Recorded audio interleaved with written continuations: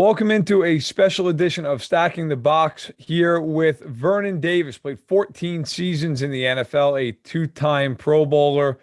Vernon, you're working with Smirnoff today. I want you to tell me why you're working with Smirnoff. What about them was appealing to you? Well, let me tell you, I started working with Vernon last year for the Super Bowl, and the camaraderie, the synergy was just there, and it was just right. It felt like the best fit I ever had when it comes to a company like this. They do everything the right way. They're just a wonderful company, group of people. And I'm partnering with them for kick off the cocktail coordinator contest at SoFi Stadium on the 8th. It's going to be amazing.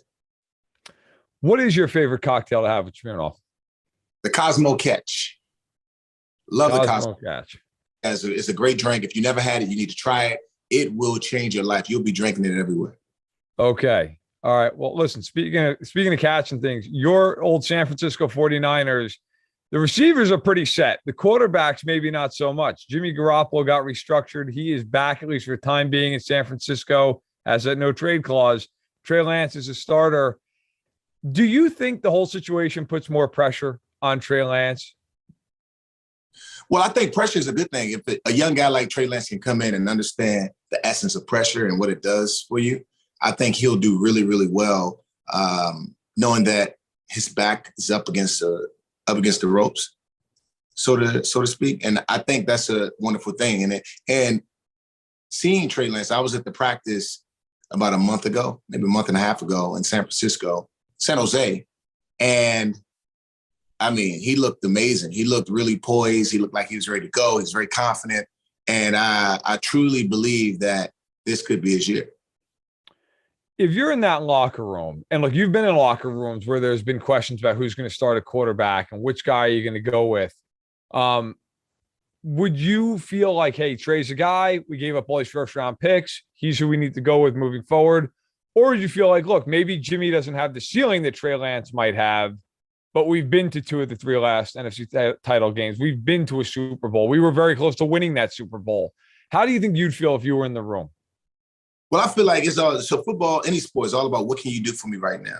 Guy like Trey Lance, who have all the tangibles that it takes to be a great quarterback in the NFL. He does, right? And it's all about taking a chance. You brought him in for a reason. You drafted him to do his job. We all know what Jimmy Garoppolo can do. Of course, he's showed time after time that he can get it done. But can he be consistent? Can he be consistent enough to take the team back to where they need to be, which is the Super Bowl? We don't know. That's the unknown when it comes to Jimmy Garoppolo. But I'll take my chances on Trey Lance because of his upside. He has much more upside than Jimmy Garoppolo when it comes to running the ball, passing the ball, and doing what he does best, which is making defenders miss. So you were a great tight end in your time. As I mentioned earlier, you played a long time in the NFL. Who are some of your favorite tight ends to watch now? I'm going to have to say my favorite tight end to watch now would probably be George Kittle and Travis Kelce. Obviously, those guys, both prolific in the passing game, different styles of play. I mean, Kittle is a smash mouth guy. Kelce's a guy you can play him anywhere. You can spread him out. You can run a million different routes. You know, with Kelce in particular, I mean, he's going for another 1,000-yard season at the age now of 33 years old. He's done something in that regard nobody's ever done before in terms of stacking those seasons on top of each other. What do you think it is about him specifically, from your vantage point, having played the position, that makes him so special at what he does? The thing that makes Travis Kelce so special is his ability to create separation when he's matched up on any defender. He can elude defenders. He creates really good separation. I mean, if you watch him, it's like he's a magician when it comes to getting separation, and his ability to run after catch. That's what makes him special. And not only that, his knowledge of the game. That goes a long way because a lot of people, they look at the athletic ability and the physicality of a player, but they forget about the mental of the player. What's going through his mind mentally? I don't know, but Travis does. And whatever it is, he's using it effectively. And that's what makes him the most dynamic player on the field. Who is your favorite player, your favorite quarterback, rather, to play with during your career? My favorite quarterback to play with would probably be Alex Smith. I played with him. I had the longest tenure with him, and I feel like we had such a great time, great games, wonderful experience, and we made a lot of plays together. So I'm definitely going to have to go with Alex Smith. Did you talk to him at all? Did you have conversations with him during his rehab after he broke his leg? Because obviously now there's been a documentary ESPN put it together about that situation. That was a long process. That was a scary process in a lot of ways. Did you talk to him? And if so, what kind of chats did you guys have throughout that process? Yeah, I talked to him. I was actually there when it happened, when the incident happened. Right after I looked, I couldn't believe it. I couldn't even walk over there to see what was going on. Such a crazy process for him. I mean, it was just watching him, just being there, going to the hospital and just checking up on him. My heart went out to Alex and his family. But knowing Alex, I knew he was going to get through it because he's a trooper. He's the most resilient man I've ever met in my life. And that goes back to our days in San Francisco when he was benched and he didn't get back in because they were going with Colin Kaepernick because he had the hot hand, and then letting him go to the Kansas City Chiefs. I mean, that dude right there he's someone I'd like to model my life after. And then I'm sure anyone can attest to that because of the experiences he's had and everything that he's been able to do and come back from.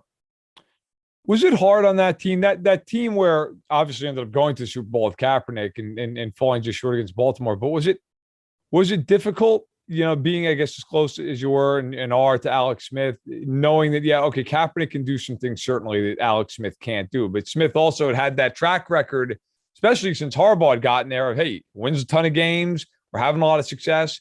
Was it bittersweet for you? I mean, what were your emotions as you're going through that and Alex is sitting on the sideline as you guys are going forward?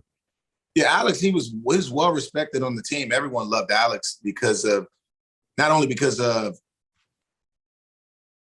the way they drafted the pick that he was when he came in, as far as being the first pick of the draft. Right. Not only because of his accolades, but the person that he was, what he stood for. Like I said, he's very resilient. He came to work every day with a great attitude. He was just Alex Smith. Everyone loved him. But there was nothing I could do. There was nothing anyone else could do on the team. We understood that it was a business, and whatever Coach Harbaugh went with, we had to go with. So we rallied behind Kaepernick and not really thinking too much in it because at the end of the day, it is a business, and we have to understand that because we knew that Alex was going to be okay, especially if he got another shot and knew he was going to get another shot, and he did. Speaking of your moments with Alex Smith, maybe the best game of your career, especially considering the circumstances, 2011, first playoff game against the Saints, 7 catches, 180 yards, 2 touchdowns. And I remember watching that game, and I've looked back on it a few times since. You were extremely emotional as you caught the winning touchdown pass. I'm curious, like, what was it other than, yes, sure, you're winning a playoff game, but what was it that made you so emotional in that moment as that play is unfolding? I think it was the Cosmo catch, man. It might have been the Cosmo catch. That was the catch three, which what they call it. I think that catch alone was everything that I've ever dreamed of as a player. Thinking back when I was a kid, sitting in that room, whether it was basketball or football, I always wanted to make that game-winning shot. And to me, that was that game-winning shot. Putting the team on my back, coming through victorious in that game, all the blood, sweat, and tears that we had during my years in San Francisco. And now we come back from behind and we win the game. Tears of joy. Understandable. All right, a couple quick ones before you get out of here. Loudest stadium you ever played in your career? Loudest stadium I've ever played in my entire career would be the Seattle Seahawks. Okay. What is the worst stadium you've ever played in? The worst stadium I've ever played in probably be the Oakland Raiders Stadium. Yeah, the old Coliseum. I feel like that's probably going to get most of the votes. All right, last one. Maybe you've already answered this. Maybe you haven't. Your favorite teammate all the years of playing ball. Who was it? My favorite teammate all the years of playing ball. Pro ball, NFL ball. Yeah. Favorite teammate all of these years of playing NFL ball. I'm going to have to go with Jordan Reed. Okay. Okay. Jordan Reed. All right. Vernon Davis here on Stacking the Box, working with Smirnoff. Vernon, thanks so much. Really appreciate it. Best of luck to the campaign here as you get toward the 2022 season. Thank you. I appreciate you.